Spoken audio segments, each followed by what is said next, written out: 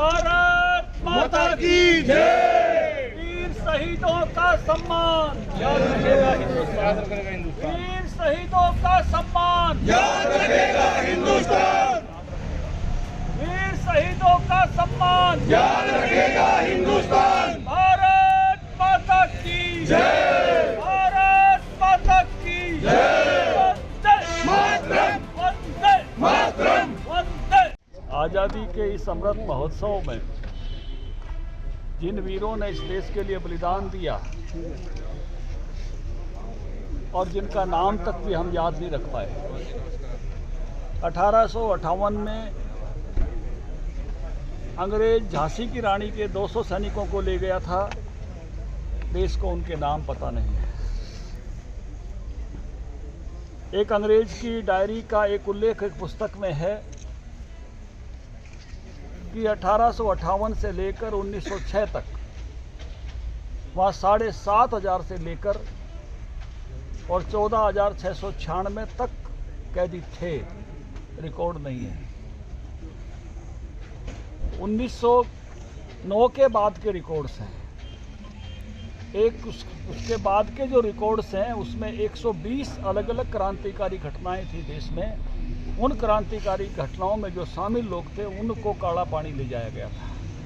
उनके रिकॉर्ड सब हैं। इतिहास में उनका जिक्र नहीं है। क्रांतिकारी की धारा, क्रांतिकारी आज़ादी की जो धारा थी वो बहुत बड़ी थी। इसमें कहते हैं कि अब तक 3,27,000 लोगों का ऐसा रिकॉर्ड है जिन्होंने अपना बलिदान देश की आज़ादी के लिए दिया। लेकिन क्रांतिकारी जो इतिहास था उसको इतिहास के पन्नों में जगह बहुत मामूली मिली। बहुत थोड़े से लोगों का जिक्र है। आज़ादी के अमृत महोत्सव के इस मौके पर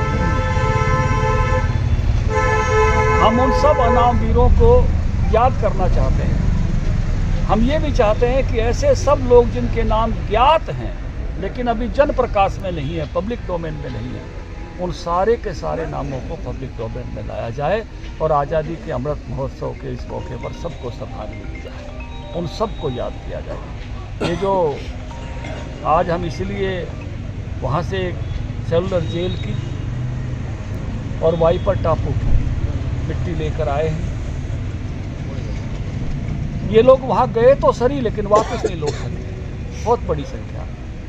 बहुत बड़ी संख्या में लोगों को वहाँ की मिट्टी भी नसीब नहीं हुई, क्योंकि वहाँ जिसको भी फांसी दी जाती थी समुद्र में बहा दिया जाता था, कोई अंतिम क्रिया नहीं की जाती थी। आपको बड़ी हैरानी होगी, सेलुलर जेल में एक ऐसी जगह बनाई हुई है चबूतरा, जहाँ मरने से पहले अंतिम क्रिया की जाती थी, क्योंकि अंतिम क्रिया बाद में हो ही नहीं सकती थी, क्योंकि अंतिम संस्कार नहीं होता था।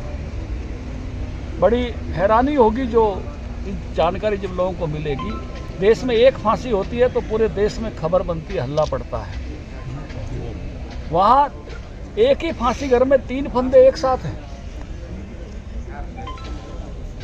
किस तरह से फांसी दी जाती थी इसका हम हिसाब लगा सकते हैं। ऐसे सब अनाम वीरों को हम अपना सर नवा के आए हैं और उनकी याद देश की मुख्य भूमि पर जो यहाँ से गए लेकिन लौट नहीं पाए, वो लेकर आए हैं।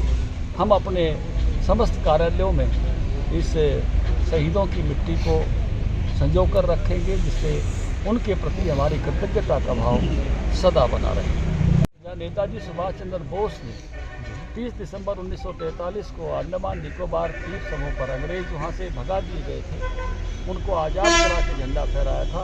उसी पॉइंट पर जाकर, फ्लैग पॉइंट कहते हैं उसको, अंडमान क्लब के सामने हमने उसी स्थान पर जाकर वो झंडा फहराने की उस सेरेमनी का हिस्सा बने, झंडा फहराया और वहीं सामने खड़े होकर आज़ाद हिंद फौज का तराना और आज़ाद हिंद फौज की सेना की गीत गाया।